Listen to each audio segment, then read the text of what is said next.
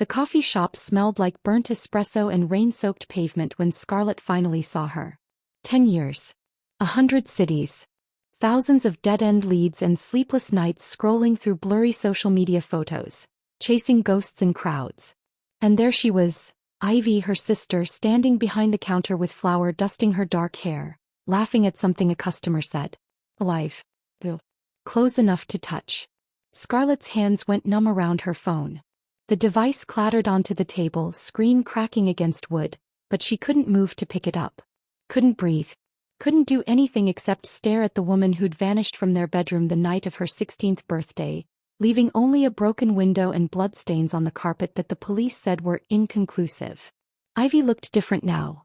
Older, obviously, with sharper cheekbones and a cautious way of moving that hadn't been there before.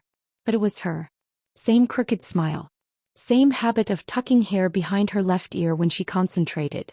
Same small scar above her eyebrow from the time she tried to teach Scarlett how to skateboard and ate concrete instead. The world tilted. Someone was asking if she was okay, but the words came from underwater, distorted and impossible to answer. Before I go further, tell me in the comments where you're watching from, and if you're hooked already, a like and subscribe will keep these stories coming. Scarlett stood so fast her chair screeched backward. 3 other customers turned to look, but she didn't care. Her legs carried her toward the counter on autopilot, past tables where people typed on laptops and sipped overpriced lattes, completely unaware that reality had just fractured open. Ivy.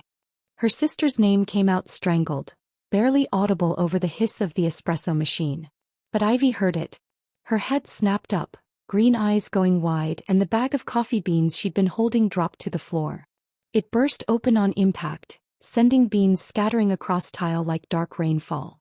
For 3 heartbeats, neither of them moved. Then Ivy's face did something complicated. Shock melting into recognition, recognition hardening into something that looked almost like fear. No, she whispered. No, you can't be here. Not I've missed you. Not oh my God, Scarlett. Just, you can't be here. I've been looking for you, Scarlett said and hated how her voice broke. 10 years, Ivy. Where the hell have you? You need to leave. Ivy's eyes darted toward the door, then to the window, scanning the street outside like she expected something to come crashing through the glass. Right now. Please. Are you serious? Scarlett's shock was curdling into anger now, hot and bitter in her throat. I thought you were dead. Mom died thinking you were dead. And you're working in a coffee shop an hour from where we grew up and you want me to just... Mom's dead. The question landed like a fist to the sternum. Ivy's face had gone completely white, flour dust standing out like war paint against her suddenly bloodless skin. 2 years ago, Scarlett said quietly. Cancer. She never stopped looking for you. Never stopped hoping you'd come home. Something crumpled behind Ivy's eyes. Her hand came up to cover her mouth, and for a second she looked exactly like the teenager who used to cry at sad movies and buy birthday presents for their neighbors' dogs. Then she straightened and that vulnerable moment vanished like it had never existed. I'm sorry, Ivy said, but her voice had gone flat, carefully empty. I really am. But you still need to go. Why? Scarlett stepped closer, keeping her voice low even though everything in her wanted to scream. What happened to you? Where have you been? Why did you disappear? It's complicated. Then uncomplicate it. I can't. Ivy glanced at the door again, tension radiating from her shoulders. The other barista, a college-aged kid with a confused expression, was hovering nearby, clearly unsure whether to intervene. You don't understand what you've walked into. Coming here finding me, it puts you in danger. From what? From things you don't believe in. The words hung in the air between them, strange and heavy. Scarlett opened her mouth to respond, to demand a real explanation instead of cryptic warnings, but movement outside the window caught her eye. A man stood on the sidewalk across the street, perfectly still in the middle of foot traffic that flowed around him like water around a stone. Tall, broad-shouldered, wearing a dark coat despite the mild autumn weather. He was staring directly at the coffee shop. Directly at them. At Ivy. Shit, Ivy breathed. He's here. The temperature in the coffee shop seemed to drop 10 degrees. Scarlett watched her sister's face cycle through emotions too fast to track. Resignation, fear, something that might have been relief or might have been grief. Then Ivy was moving, yanking off her apron and grabbing her jacket from a hook behind the counter. "Derek, I'm taking my break," she called to the other barista. Didn't wait for a response. Just grabbed Scarlett's wrist in a grip that was far too strong, fingers pressing against bone, and dragged her toward the back exit. "Wait, who is that? What's happening?" "The man I should have warned you about 10 years ago." Ivy shouldered through the door into an alley that smelled like garbage and wet cardboard. "The reason I can never come home."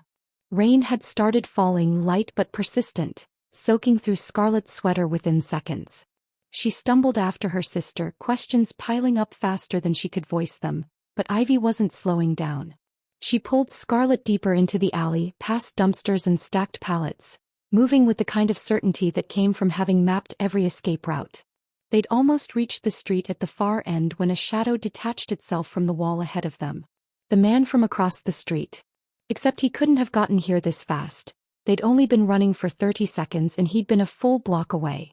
Unless he'd sprinted through traffic, unless he'd somehow known exactly where they were headed. He stepped into the weak light filtering down from a fire escape, and Scarlett got her first clear look at his face. Handsome in a way that felt dangerous. Sharp jaw, dark hair pushed back from his forehead, eyes that were an unusual amber color, almost gold in the dim light. But it wasn't his looks that made Scarlett's breath catch. It was the way he moved. Predatory and precise, like violence wrapped in an expensive coat and good posture. "Ivy." His voice was deep, carefully controlled. "Introduce me to your guest." "She's leaving," Ivy said. Her grip on Scarlett's wrist had turned painful. "She doesn't know anything. This doesn't concern her." The moment she walked into that coffee shop, it concerned her. The man's eyes shifted to Scarlett, and she felt the weight of his attention like something physical. "You've been looking for your sister for a long time." Impressive dedication. Most people would have given up years ago. "Who are you?" Scarlett demanded, trying to sound braver than she felt. "Cormac." He said it like she should recognize the name. When she didn't react, something almost like amusement flickered across his face. "Your sister's mate." Mate. Not boyfriend, not husband. Mate. The word choice felt wrong, archaic and animal all at once. "What does that mean?" "It means," Ivy said tightly, "that explaining this is going to require you to accept some things that sound completely insane." "Try me." Scarlett yanked her wrist free from her sister's grip, anger overriding fear. "I've spent a decade thinking you were murdered. I've imagined every horrible scenario. Whatever the truth is, it can't be worse than what I've already survived." Ivy and Cormac exchanged a look. One of those long, silent conversations that couples have when they've been together long enough to communicate without words. Finally, Ivy's shoulders sagged in defeat. "We should go somewhere private," she said. "This isn't a conversation for an alley." "My apartment is close," Cormac offered. When Ivy hesitated, he added more gently, "She deserves answers, love. And she deserves them somewhere safe." Ivy nodded slowly, and Scarlett noticed the way her sister leaned slightly toward Cormac when he spoke, like a plant turning toward sunlight. Unconscious and instinctive. Whatever had happened in the last decade, whatever this relationship was, it was deep. The kind of connection Scarlett had only ever seen in movies. They walked through rain-slicked streets in tense silence. Cormac led them to a building that looked industrial from the outside.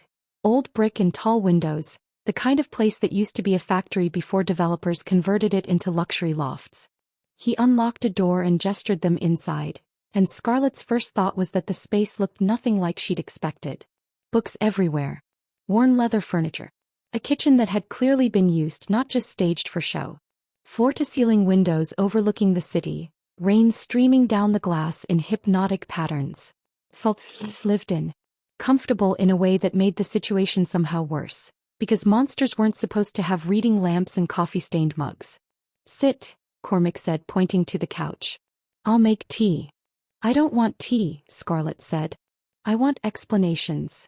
"You'll want the tea once you hear what we have to tell you." He disappeared into the kitchen anyway, leaving Scarlett alone with her sister for the first time in 10 years. Ivy had taken off her jacket and was wringing water from her hair, creating a small puddle on the hardwood floor. She looked exhausted suddenly, like whatever had been holding her upright had finally given out.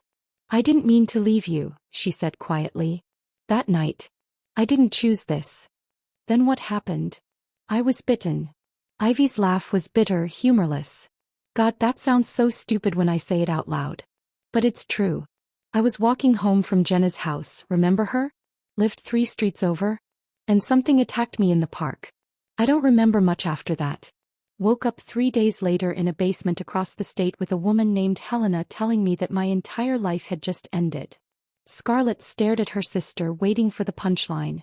When none came, she said carefully, "Bitten by what?" "A werewolf." Ivy met her eyes, expression deadly serious. "I know how that sounds. Believe me, I argued about it. Screamed about it. Tried to run away twice. But then the next full moon came and I changed. And there was no denying it anymore." The words hung in the air like smoke. Scarlett's brain was trying very hard to categorize this as a joke, a breakdown, anything except what it obviously was. The truth, as insane as it sounded. "Werewolves aren't real," she said, but the conviction in her voice had started to crack. "They are." Cormac had returned from the kitchen carrying 3 mugs. He set them on the coffee table with careful precision. "And before you ask for proof, I'll save us all some time." He straightened, rolled his shoulders like an athlete warming up, and then his eyes changed first. The amber color brightened, intensified, until they were glowing in the apartment's soft lighting. Then came the sound, bones shifting, restructuring themselves in ways that should have been impossible. His face elongated slightly, teeth sharpening into points that definitely weren't human. Dark hair sprouted along his arms, his exposed neck thick and coarse. The transformation lasted maybe 5 seconds.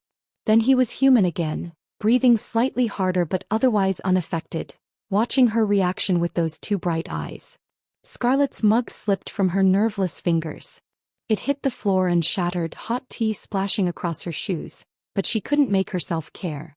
Couldn't make herself do anything except sit there and try to remember how to breathe around the panic closing her throat.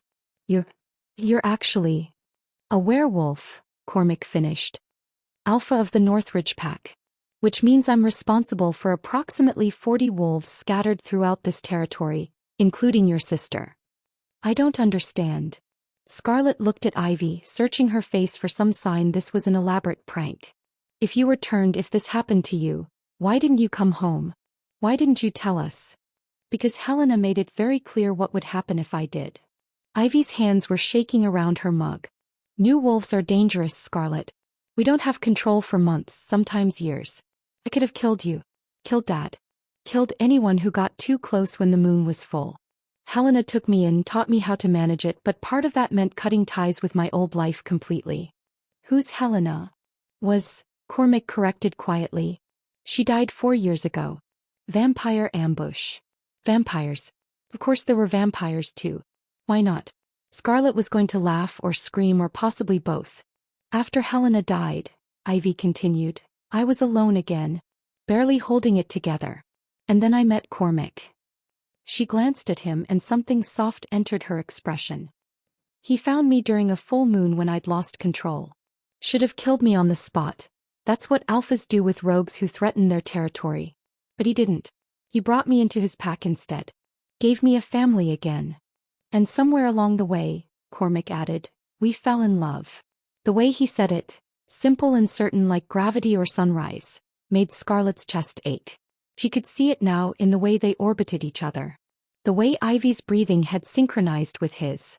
The way Cormac kept one hand on the back of the couch, just close enough to Ivy's shoulder that she could lean into it if she wanted to. "I thought about reaching out so many times," Ivy said. "Especially after I got control of the transformations. But I was scared. Scared you'd reject me if you knew what I'd become. Scared I'd put you in danger just by being near you. This world, the supernatural world, it's violent, Scarlett. Territorial. There are things out there that would use you against me if they knew we were connected. And now I've gone and made myself a target by finding you." "Yes." Cormac's expression had gone serious again. "Though to be fair, you would have become a target eventually anyway. Your sister is the mate of an alpha. That makes her important, which makes you, her only living family, valuable leverage. It was only a matter of time before someone tried to use you." "Use me for what?" "Pack politics." He said it like the words tasted bitter. "Not all alphas maintain their position through strength and respect. Some prefer manipulation. Hostages.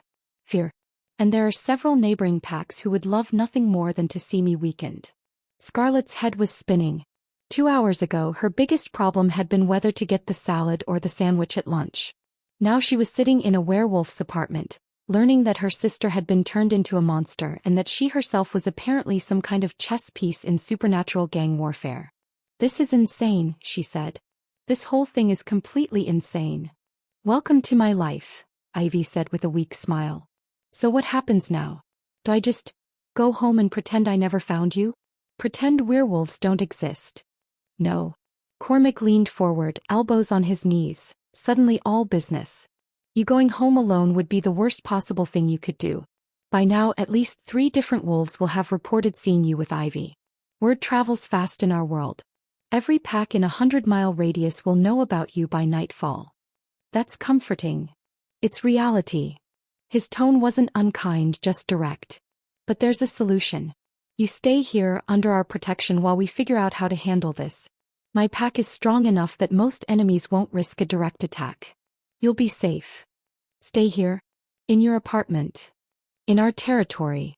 We have several properties. Safe houses. Places where pack members can stay when they need security." He glanced at Ivy. "Unless you'd prefer she stay here with us?" Ivy looked torn. "I want her close. But if something happens..." "Nothing will happen," Cormac said firmly. "I won't allow it." The certainty in his voice should have sounded arrogant. Yet it just sounded true. Like he was stating a simple fact about how the universe worked. Scarlett looked between them, her long-lost sister and the werewolf Alpha who apparently loved her enough to risk pack politics over a human stranger. She thought about her apartment across town, small and empty and suddenly feeling very far away. Thought about 10 years of searching finally ended, only to be told she couldn't have what she'd found. "How long would I need to stay?" "Until we've assessed the threats and neutralized them. Could be a week. Could be longer." Cormac's expression was carefully neutral. "I know this isn't what you imagined when you found your sister. I know it's unfair. But your life changed the moment you walked into that coffee shop and there's no going back from that." "Everything about this is unfair," Scarlett said, surprised by the steadiness in her own voice.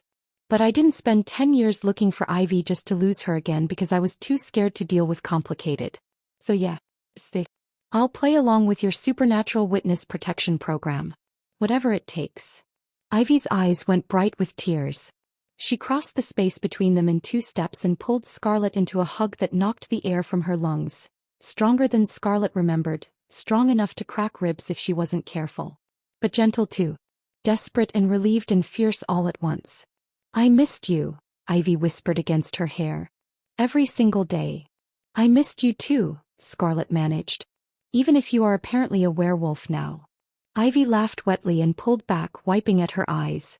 "There's so much I need to tell you. So much you need to know about this world." "Tomorrow," Cormac said gently. "Tonight let her process. This is a lot to absorb in one evening." He was right. Scarlett's brain felt like it had been put through a blender.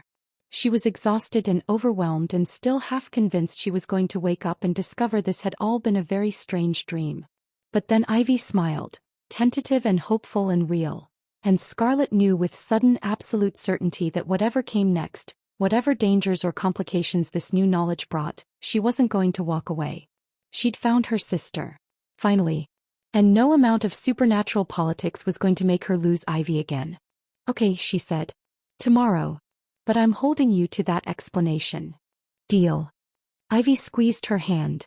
"For now let's get you settled. There's a guest room upstairs. It's got clean sheets and an actual door that locks, which is more than I had my first month with the pack." They headed for the stairs, Ivy chattering nervously about pack protocols and full moon schedules and how to tell if a werewolf is about to shift. Scarlett only half listened, too busy cataloging all the ways her sister had changed, and all the ways she'd stayed exactly the same. Behind them, Cormac watched from the living room, amber eyes thoughtful in the lamplight. And outside, in the rain-soaked streets below, something moved through shadows with purpose and patience, waiting for its moment to strike. Scarlett woke to voices arguing downstairs. Not shouting, that would have been less unsettling somehow. These were low, controlled voices that carried the kind of tension that came right before violence. She lay still in the unfamiliar bed, heart hammering, trying to make out words through the floorboards. Can't just keep her here indefinitely. A woman's voice, sharp with irritation. She's a liability, Cormac. Human. Unprotected. Do you have any idea what Dominic will do when he finds out? Dominic can go to hell. That was Cormac, colder than Scarlett had heard him yesterday. Ivy's mate bond is my concern, which makes her sister my responsibility. Your responsibility is to the pack. Not to some human who stumbled into territory she doesn't understand. Scarlett sat up slowly, the wooden floor cold against her bare feet as she crept toward the door. Sunlight streamed through the guest room windows. She'd slept later than usual, exhausted by yesterday's revelations. Her phone said it was almost 10 in the morning. Enough, Brianna. Ivy's voice now tight with barely suppressed anger. She's my sister. My only family. If you have a problem with her being here, you have a problem with me. I don't have a problem with you, the other woman, Brianna, said. I have a problem with the situation. We're already dealing with border disputes from the Clearwater Pack. The last thing we need is Dominic deciding your sister makes good leverage. Then we make sure he doesn't get the chance. A door slammed. Footsteps retreated. Then silence, thick and uncomfortable. Scarlett dressed quickly in yesterday's clothes. She'd need to go back to her apartment for more, assuming that was even safe now, and made her way downstairs. The apartment looked different in daylight, less mysterious and more normal. Breakfast dishes in the sink. A laptop open on the dining table. Ivy's jacket thrown over a chair. Cormac stood at the window, hands clasped behind his back, staring out at the city. He didn't turn when Scarlett entered, but his shoulders tensed slightly. You heard that, he said. Not a question. Hard not to. She moved to the kitchen, found the coffee maker already full and still warm. Poured herself a mug. Who's Brianna? My second. Beta of the pack. He finally turned to face her, and Scarlett was struck again by how his eyes seemed to catch light differently than normal human eyes. Reflective. Predatory. She's not wrong to be concerned. Your presence here complicates things. I gathered that. Scarlett took a sip of coffee. Too hot, but she needed something to do with her hands. Who's Dominic? Cormac's expression darkened. Alpha of the Clearwater Pack. Our territory borders his to the north. We've had disagreements about boundary lines, resources, the usual territorial disputes. And he'd use me to get to you? In a heartbeat. Cormac moved to the kitchen, began making tea with the precise movements of someone performing a familiar ritual. Dominic doesn't believe in honorable combat. He prefers psychological warfare. Kidnapping. Torture. Anything that gives him an advantage without risking his own skin. The casual way he said torture made Scarlett's stomach turn. And you're sure he knows about me? I'd bet my territory on it. News travels through pack networks faster than social media.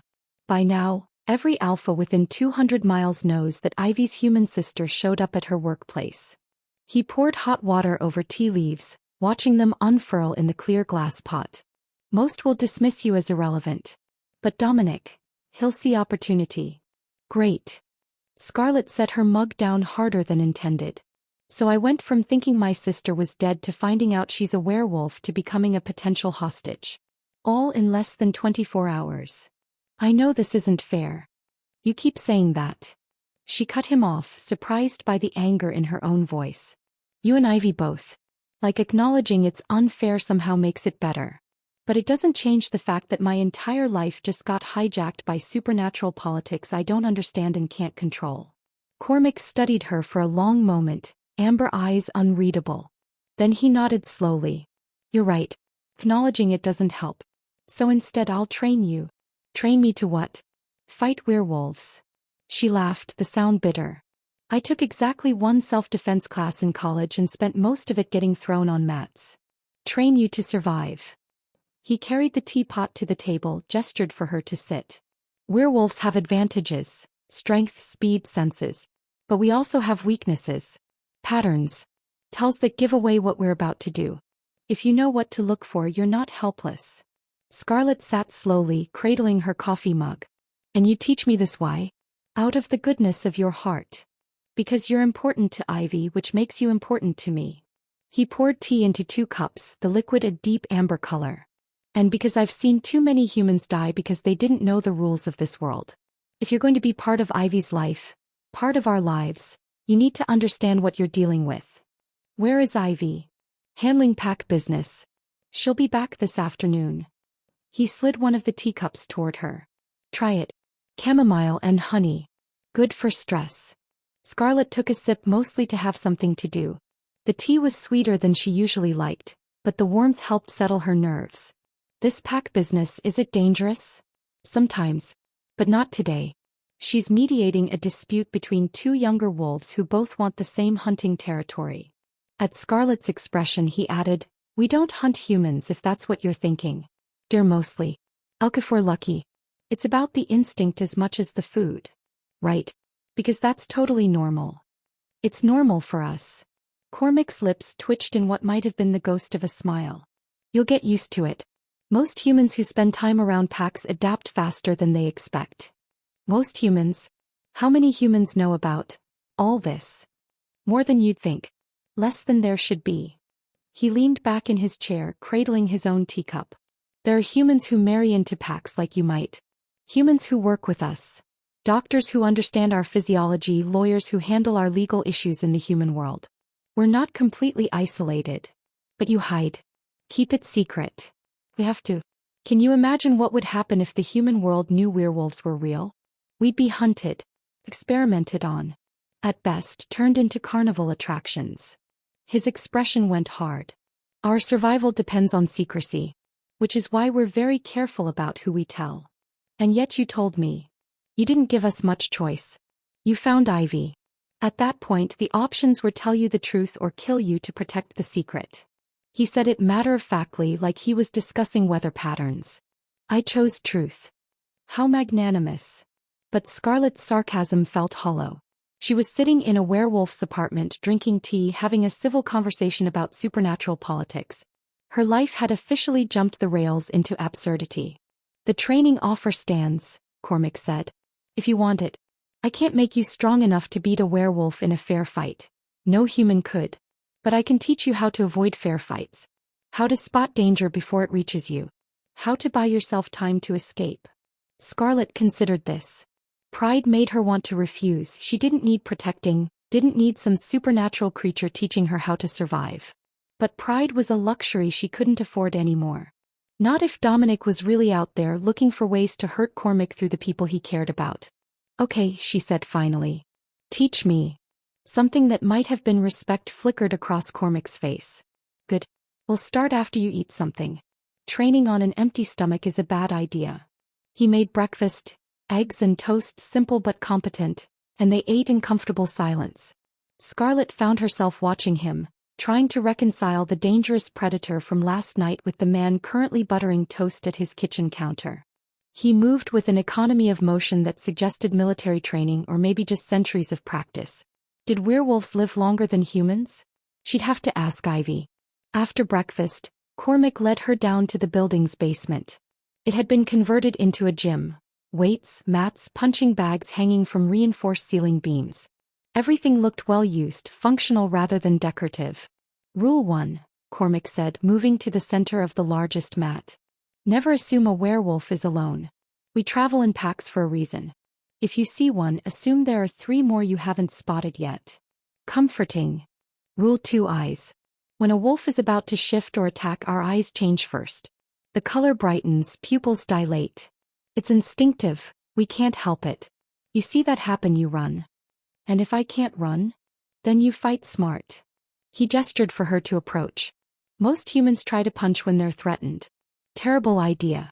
You'll break your hand on a werewolf's skull before you do any real damage. Instead, he moved suddenly, closing the distance between them in a blur of motion. His hand wrapped around her wrist, gentle but immovable, demonstrating how easily a werewolf could control a human. You go for weak spots. Eyes, throat, groin. Anywhere that hurts regardless of supernatural strength. He released her wrist, stepped back. Show me. Pretend I'm attacking. What do you do? Scarlett's mind went blank. She stood there frozen, aware of how close he was, how much larger he was, How completely outmatched she'd be if this were real. Hesitation gets you killed, Cormac said, but his tone wasn't unkind. Try again. I'm coming at you. What do you do? This time when he moved, Scarlett acted on instinct. She twisted sideways, brought her knee up toward where she thought his groin would be, except he wasn't there anymore. He'd shifted his weight, caught her leg mid-swing, and suddenly she was off balance, falling toward the mat.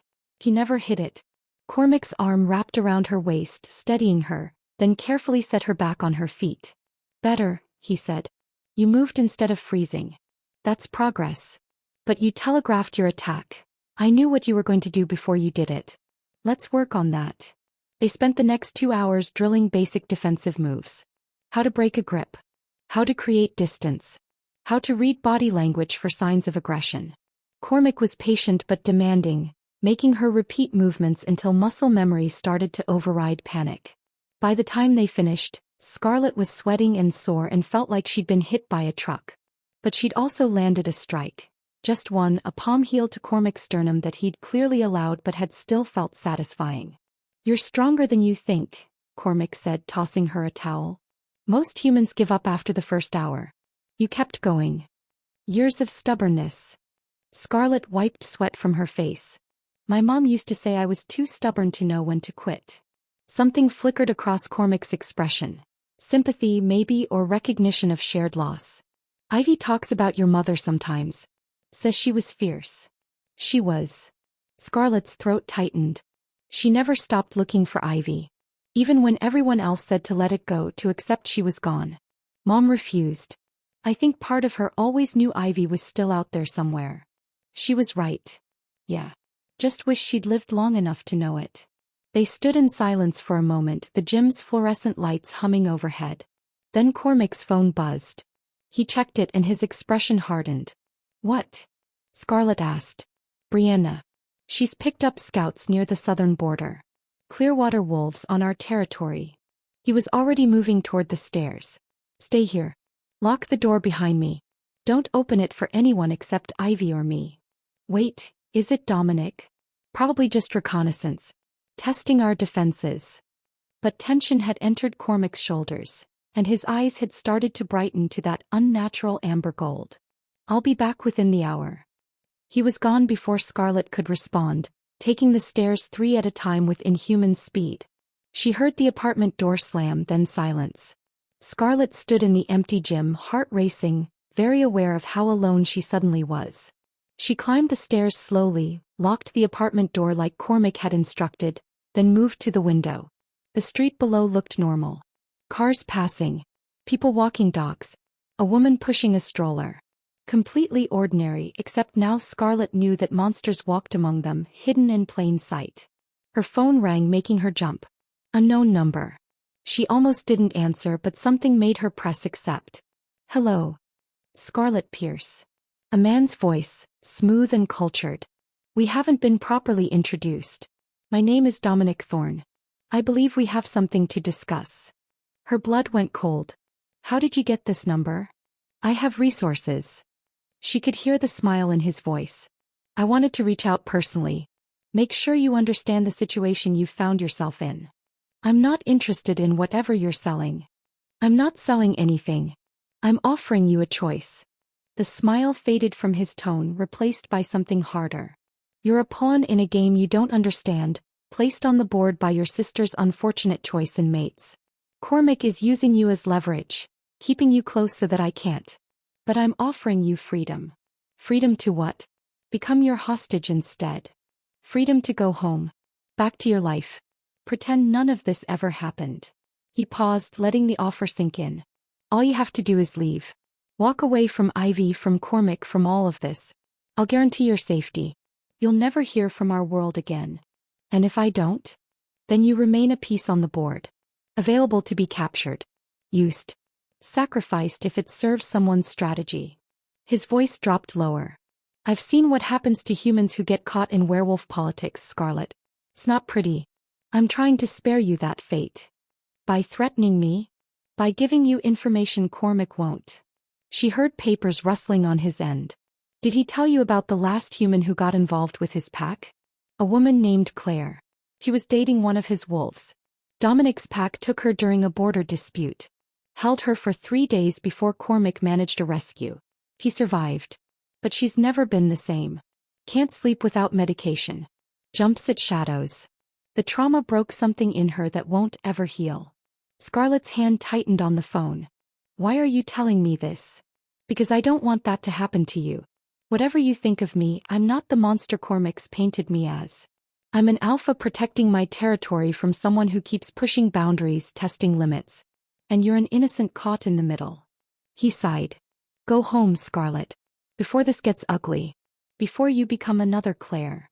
And Ivy, my sister, made her choice when she accepted Cormac's mate bond. That's between them. His tone softened slightly. But you still have a choice. For now. Think about what I've said. The line went dead. Scarlett stood frozen, phone pressed to her ear, Dominic's words echoing in her mind. Was he right? Was she just a pawn useful only as leverage? Had Cormac kept her here not to protect her but to keep her out of enemy hands? The apartment door opened. Scarlett spun, heart hammering, but it was just Ivy, hair wild, clothes smudged with dirt but very much alive.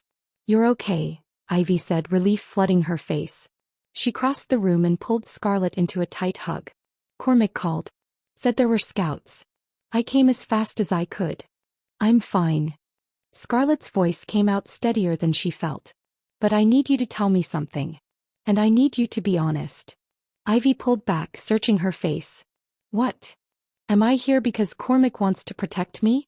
Or because he wants to make sure Dominic can't use me against him? Something complicated moved across Ivy's expression. Hurt, understanding, resignation.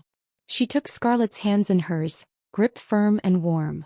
Both, she said quietly. He wants to protect you because you're important to me. But he also knows that keeping you close keeps you away from enemies who'd use you as a weapon.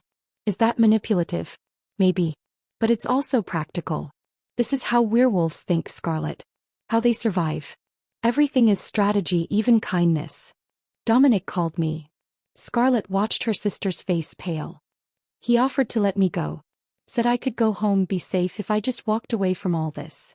And I told him nothing. Because he hung up before I could decide whether he was being genuine or just trying to separate me from protection. Scarlett squeezed Ivy's hands. But now I'm asking you. Should I go?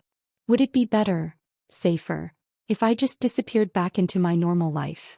Ivy was quiet for a long moment. When she finally spoke, her voice was thick with emotion. Yes, it would be safer. Infinitely safer.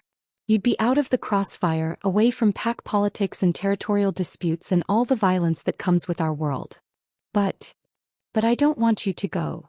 Tears spilled down Ivy's cheeks. I've missed you so much. 10 years, Scarlett. 10 years of wondering if you'd forgiven me for disappearing. If you'd moved on. If you even remembered me.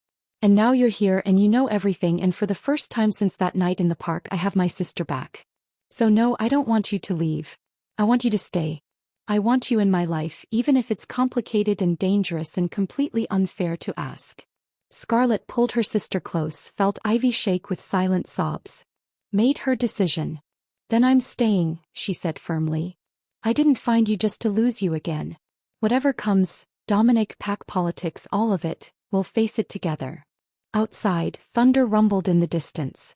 And in the shadows across the street, someone watched the apartment windows with patient, calculating eyes, waiting for the perfect moment to make their move. 3 days passed in a strange rhythm that felt both surreal and oddly domestic. Mornings, Scarlett trained with Cormac in the basement gym, learning to read aggressive postures, practicing escape routes, building the kind of awareness that might save her life if things went wrong. Afternoons she spent with Ivy, catching up on 10 years of missed conversations over coffee and takeout. Evenings, the three of them ate dinner together. And Scarlett watched the way her sister and Cormac moved around each other like planets in perfect orbit. It should have felt normal by now. It didn't. Every time Scarlett looked at Ivy, she saw the subtle changes. The way her sister could hear conversations from 3 rooms away, how she sometimes tilted her head like she was listening to sounds only she could detect. The inhuman grace that had replaced her old clumsiness. These weren't the natural changes that came with growing up. These were marks of something other. And Cormac, he was harder to read. Professional but not cold. Protective without being controlling. Sometimes Scarlett caught him watching her with an expression she couldn't quite name, like he was trying to solve a puzzle he hadn't expected to encounter. On the fourth morning, everything changed. Scarlett was making coffee when she heard raised voices from the apartment's entrance. She moved to the living room and found Cormac blocking the doorway, facing down a woman Scarlett recognized from that first morning, Brianna. The beta's dark hair was pulled back tight, emphasizing sharp cheekbones and eyes that were currently flashing with barely contained anger. "You can't keep avoiding this," Brianna said. "The Pack Council wants answers. They want to know why you're harboring a human who's brought Dominic's attention directly to our doorstep." "I've explained my reasoning." "Your reasoning is compromised." Brianna's gaze flicked past Cormac to where Scarlett stood frozen in the kitchen doorway. "You're making decisions based on emotion rather than strategy. That's not what an alpha does." "Watch your tone," Cormac said quietly, but something dangerous had entered his voice. "Someone needs to say it." Brianna stepped closer, lowering her voice but not enough that Scarlett couldn't hear.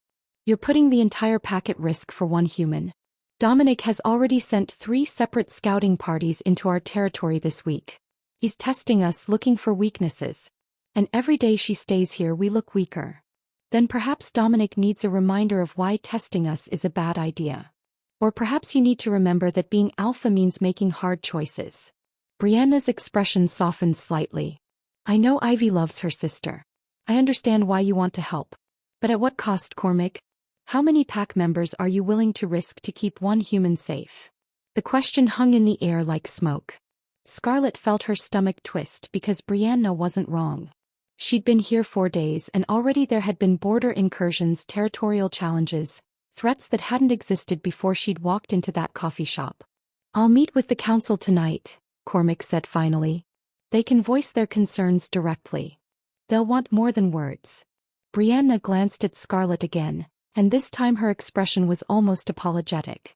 "They'll want a solution. One that doesn't involve starting a war with Clearwater."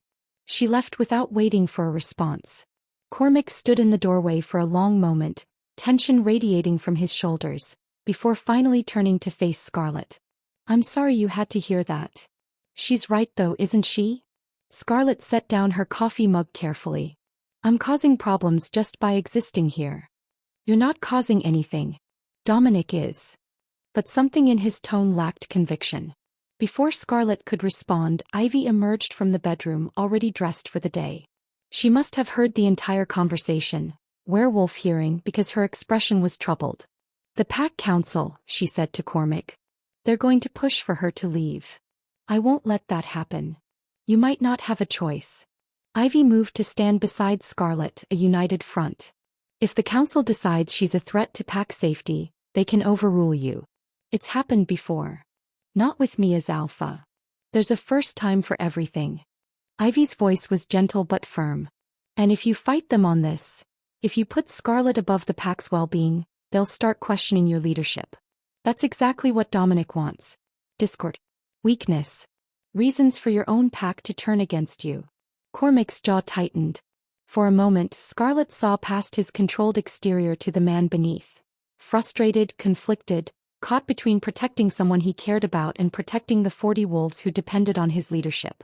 "What if I volunteered to leave?" Scarlett said quietly. Both of them turned to stare at her. "No," Ivy said immediately. "Absolutely not. Hear me out." Scarlett took a breath, trying to organize thoughts that had been circling her mind for days. "Dominic said I could go home. Return to my normal life. What if I did? Not because I'm abandoning you but because it removes me as a point of leverage.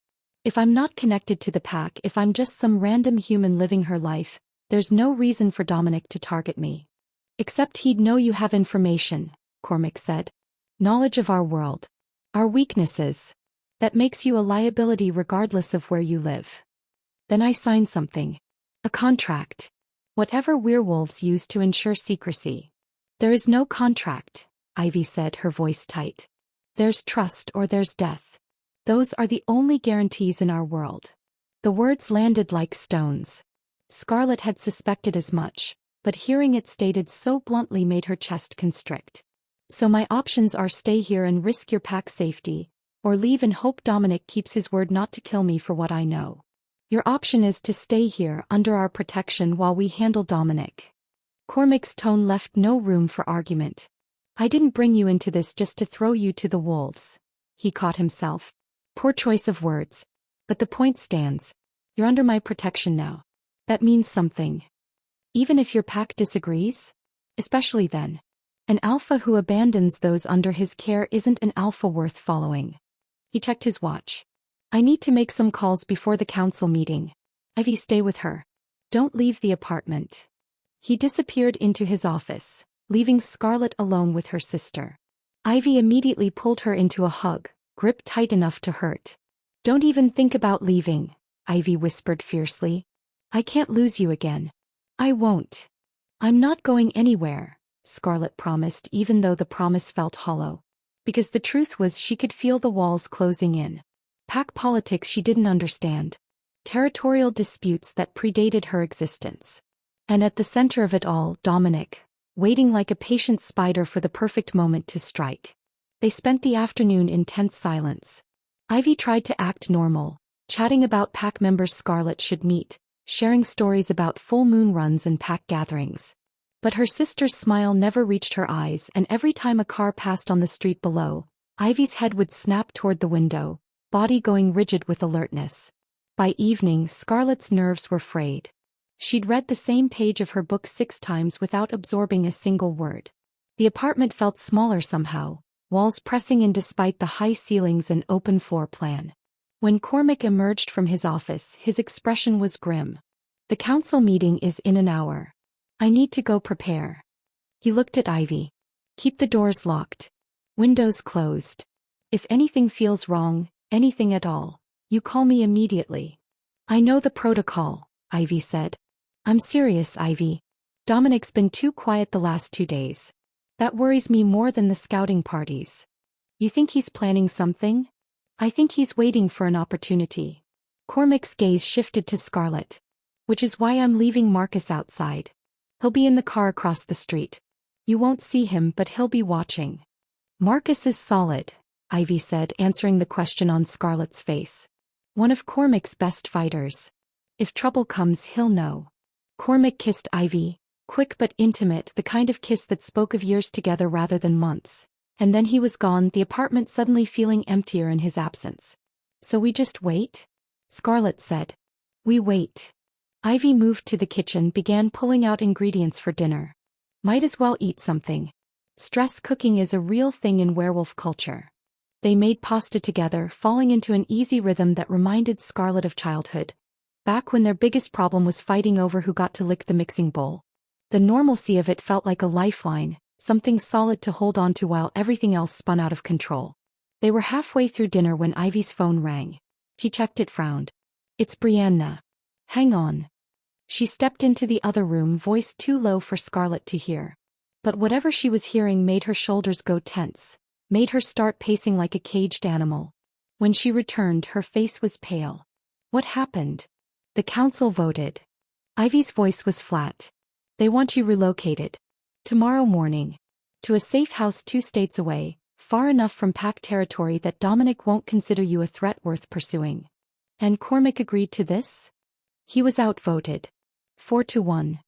Ivy sat down heavily, head in her hands. They're right, Scarlett. Strategically it makes sense. You'd be safe. The pack would be secure. Dominic would lose his leverage. But you'd be alone. No protection except whatever security Cormac can arrange. No family. No connection to the only world that knows the truth about what you've seen. Ivy looked up and her eyes were wet. And I'd lose you all over again. Just when I got you back. Scarlett reached across the table, took her sister's hands. Hey, 2 states isn't that far. We could still talk. Visit when it's safe. It's not the same. No. But it's better than the alternative. Scarlett squeezed her sister's fingers. And maybe it's for the best. I go back to my life, you stay with your pack. We figure out how to make it work long distance like normal sisters do. Normal sisters don't have to worry about werewolf politics. Normal is overrated anyway. Ivy laughed weakly, wiping at her eyes. When did you get so practical? Probably around the time I found out supernatural creatures are real and I'm apparently bait in some territorial dispute. Scarlett stood moved to the window. The street below was quiet, evening settling into night. Somewhere down there Marcus was watching, protecting them from threats they couldn't see.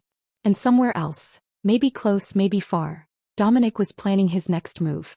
The thought made her shiver. "We should get some sleep," Ivy said. "Tomorrow's going to be complicated. Cormac will want to brief you on the safe house protocols. Make sure you understand how to stay hidden."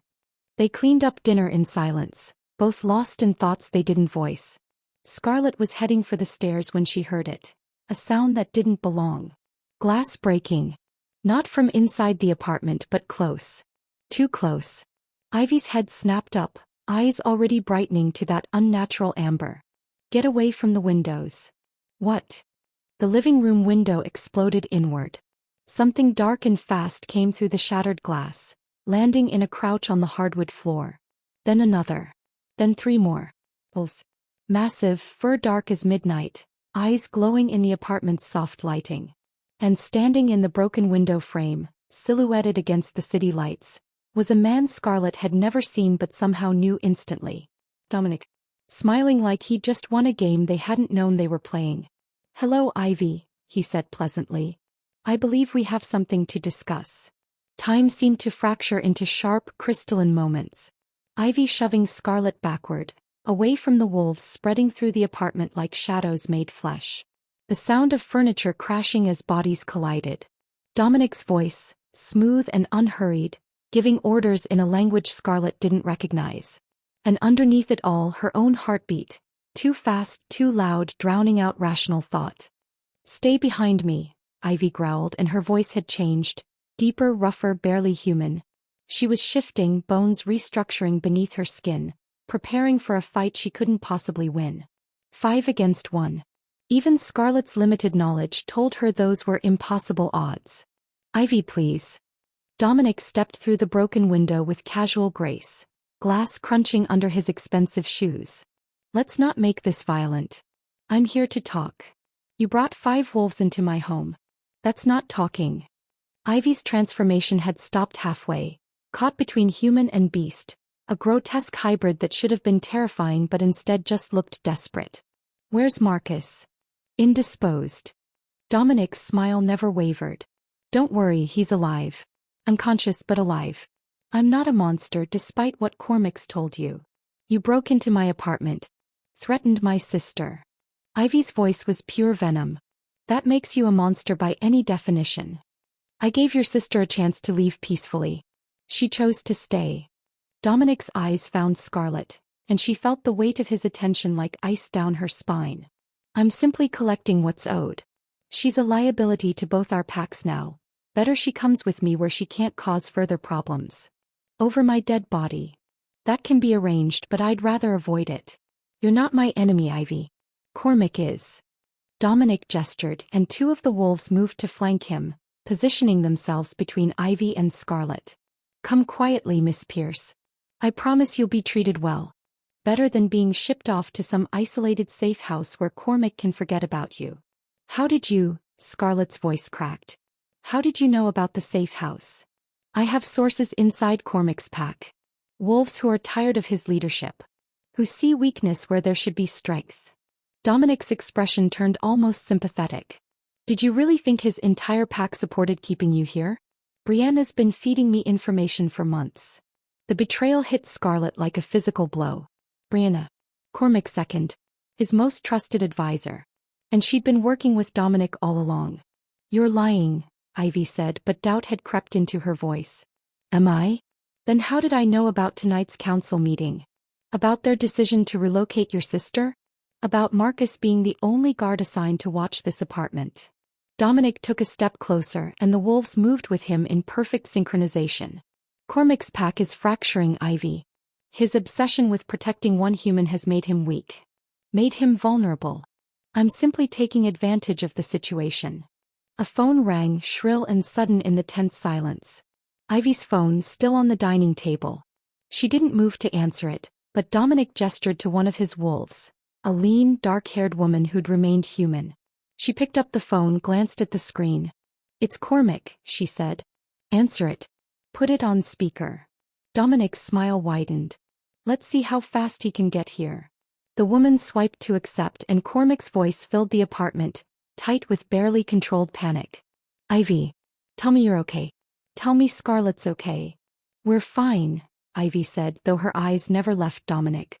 For now. Brianna told me what happened. That she's been working with Dominic. I'm on my way, I'm 5 minutes out. Just hold on. 5 minutes might be too long, Alpha, Dominic called out pleasantly. But by all means hurry. I'd hate to do anything permanent before you arrive. The line went dead. Dominic nodded to the woman, who crushed the phone in her hand like it was made of paper. Pieces scattered across the floor, screen fragments catching light like broken stars. "How we wait," Dominic said. "And while we do, Miss Pierce and I can have that conversation I've been wanting." "Don't talk to him," Ivy hissed. "Don't tell him anything. I'm not interested in secrets." Dominic moved to the couch, sat down like he was settling in for a casual chat rather than a hostage situation. "I'm interested in offering you a choice. A real one this time, not the illusion Cormac's been selling you." "I'm listening," Scarlett said, ignoring Ivy's sharp intake of breath. If she could keep Dominic talking, keep him focused on her instead of attacking Ivy, then maybe they could survive long enough for Cormac to arrive. "Smart girl." Dominic leaned back, completely relaxed despite the violence simmering in the room. "Here's the truth Cormac won't tell you. You can never go back to your old life. Not really. You know too much. You've seen too much. Even if you went to that safe house, even if you spent the rest of your life hiding, you'd always be looking over your shoulder. Always wondering if today's the day someone decides you're too dangerous to leave alive. And your solution is what? Become your prisoner instead. My guest, not my prisoner. There's a difference." He gestured around the apartment. "Cormac keeps you locked away, isolated, dependent on his protection. I'm offering you integration.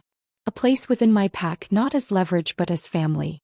Wolves who would protect you because you're one of us, not because their alpha commanded it. I'm not one of you. I'm human. For now." Dominic's eyes glinted. "But that could change. One bite, Miss Pierce. One transformation. And you'd never be vulnerable again. You'd have power. Strength. A family that would die before letting harm come to you."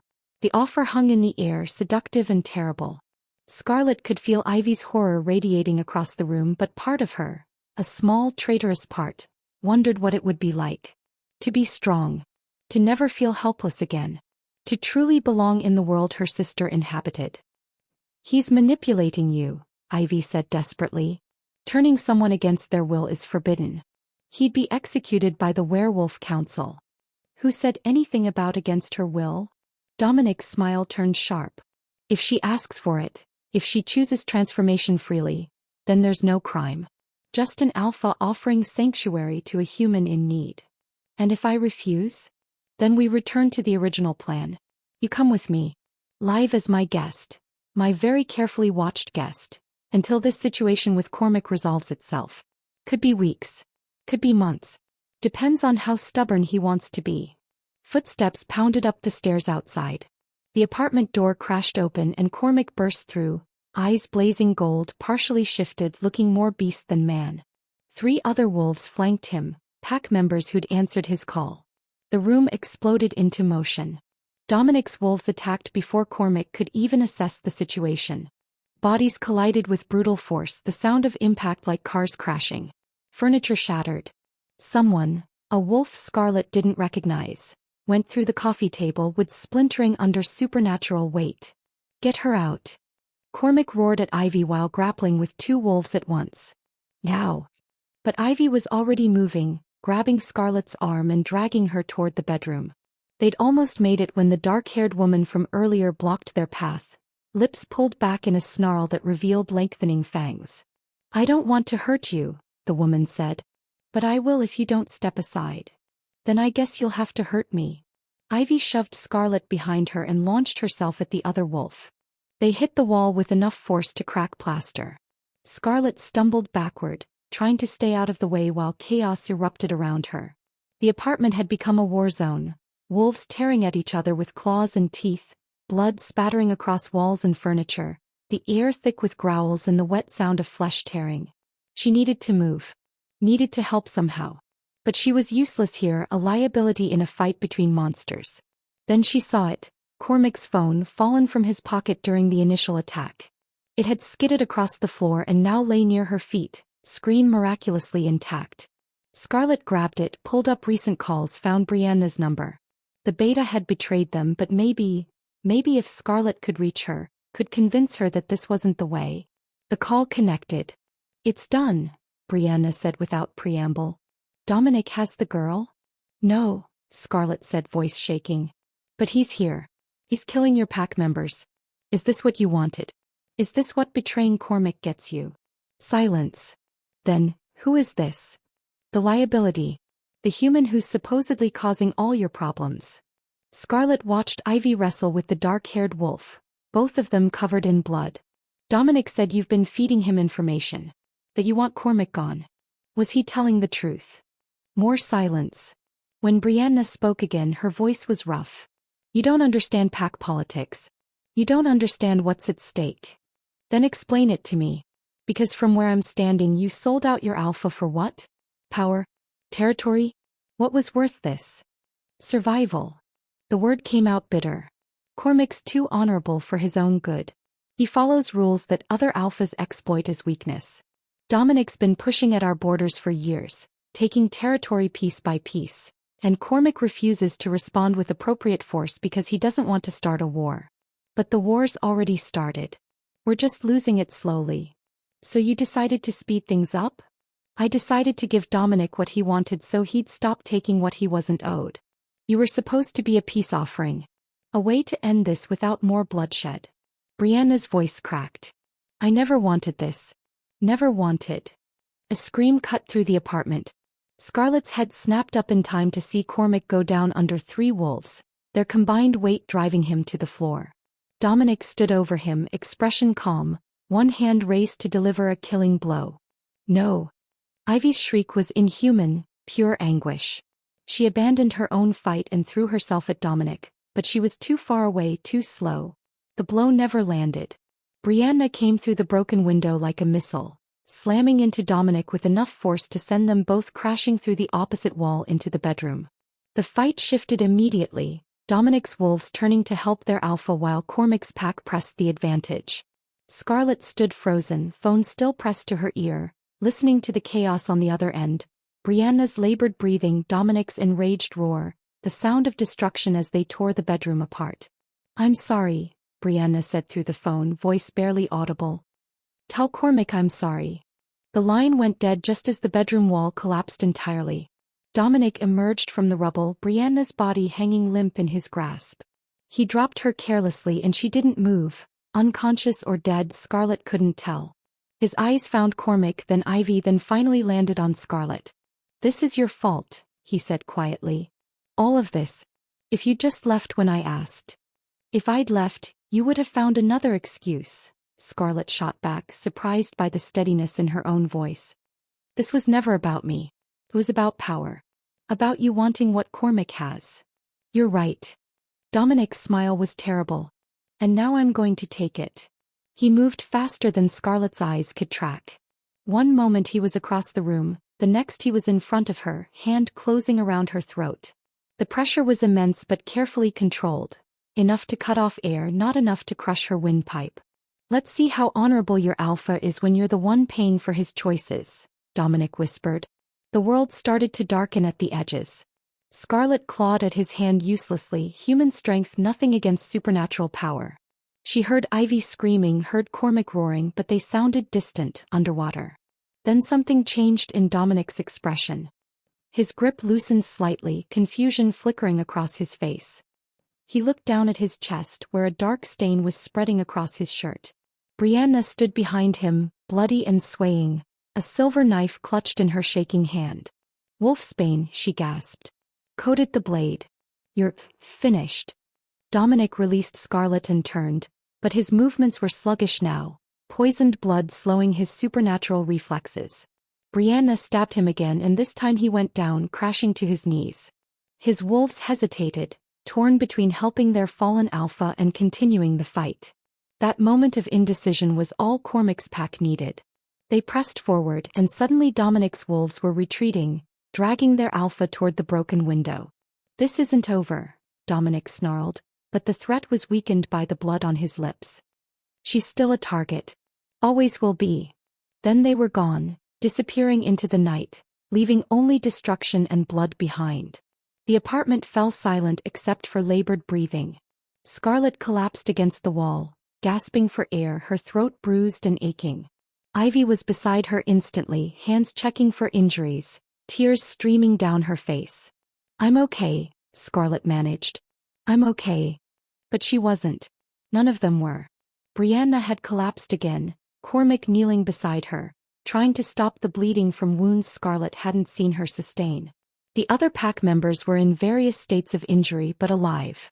All alive. "Why?" Cormac asked Brianna, voice raw. "Why betray us then save us?" "Because I was wrong," Brianna whispered. "About you.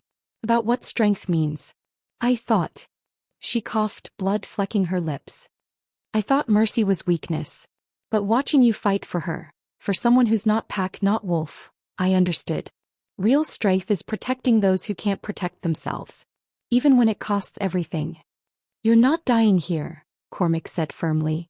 "Hang on. We're getting you to a healer." But they all knew it was too late. Wolfsbane poisoning from handling the blade. Internal injuries from fighting Dominic. Brianna smiled weakly, reaching up to touch Cormac's face. "Good Alpha," she murmured. "Better than I deserved." Her hand fell and she was gone. The silence that followed felt heavier than the fight itself. Cormac stayed kneeling beside his beta, head bowed, while his pack gathered around in a circle of grief. Ivy held Scarlett tight, both of them shaking with shock and adrenaline crash. Finally Cormac stood. He looked at Scarlett and his eyes were ancient with sorrow. "I'm sorry," he said. "For all of it. Brianna was right. This is what happens when humans get caught in our world. Pain. Death. Loss. She saved my life," Scarlett said. "She chose to save me. She chose to die with honor after betraying it." Cormac turned away, looking out through the broken window at the city below. "Dominic will recover. He'll come back, and next time he'll be smarter. More prepared. You'll never be safe while I'm Alpha. Never be free. Then don't be Alpha anymore." Everyone turned to stare at Ivy, who'd spoken the words. She stood, still holding Scarlett's hand, chin raised defiantly. "Challenge him," she said to Cormac. "Dominic. Traditional combat. Alpha against Alpha. Winner takes both territories and the loser's pack swears loyalty. No more border disputes. No more politics. Just strength deciding who leads." "That's suicide," one of the other wolves said. "Dominic's older. More experienced. And currently poisoned with wolfsbane," Ivy interrupted. "Which gives Cormac an advantage. Maybe the only advantage he'll ever have." Cormac was quiet for a long moment, considering. Then he looked at Scarlett. "If I win, you'd be safe. Dominic's pack would be sworn to protect you as one of their own. You could live normally again. And if you lose? Then at least I'd die fighting for something that mattered." He smiled, sad and resigned. Better than slowly losing everything to politics and betrayal. Scarlett wanted to argue, to tell him there had to be another way. But looking around the destroyed apartment, at Brianna's body, at the exhausted faces of pack members who'd fought and bled for her, she understood. Sometimes there were no good choices. Only the choice between dying slowly or dying on your feet. "When?" Ivy asked. "Next full moon. Gives Dominic time to heal enough to make it a fair fight. Gives us time to prepare." Cormac's expression hardened. "And gives me time to show Dominic exactly why mercy isn't weakness." 3 weeks later. Scarlett stood at the edge of the clearing, watching wolves gather under the full moon's light. Pack members from both territories, here to witness what might be the end of a war or the beginning of something worse. Cormac stood in the center, already half-shifted, waiting. Across from him, Dominic, healed but not entirely recovered, moving with slight stiffness that betrayed lingering weakness. "You don't have to watch," Ivy murmured beside her. "Yes, I do." Scarlett squeezed her sister's hand. "This is happening because of me. The least I can do is bear witness." The fight, when it started, was brutal and beautiful. 2 alphas at their full power, testing each other with strikes that would have killed normal humans instantly.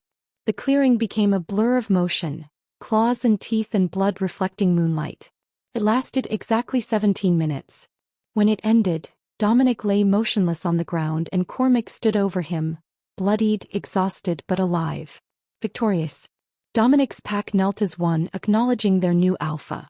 And Scarlett realized, watching her sister run to Cormac's side, that this wasn't the end of her story in the supernatural world. It was just the beginning. He was part of this now. Part of a family that was bigger than blood, stranger than she'd ever imagined, and somehow, impossibly, exactly where she belonged. Her normal life was gone. But standing in moonlight, surrounded by wolves who'd fought for her right to exist in their world, Scarlett discovered she didn't miss it at all. She'd found something better. She'd found home.